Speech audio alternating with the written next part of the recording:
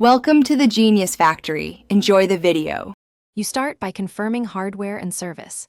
Make sure your Jiofi model explicitly lists 5G support and update its firmware because newer builds enable bands and stability. Next, insert a Jio SIM that is provisioned for 5G. Your plan and SIM profile must allow it. Once done, power up the router and position it close to a window or high point to catch the best 5G cells. This reduces interference and improves initial registration with the network. Now you dive into settings.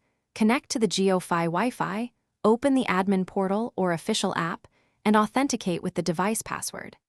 Navigate to network or mobile settings and choose a network mode that prefers 5G or NR/auto, so the unit will attempt 5G first.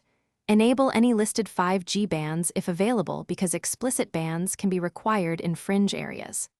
After saving changes, reboot the hotspot to force re-registration.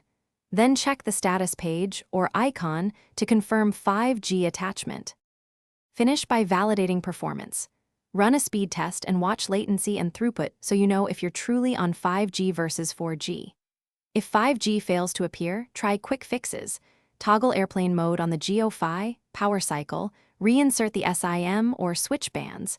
If still stuck, perform a factory reset because corrupted settings can block NR registration.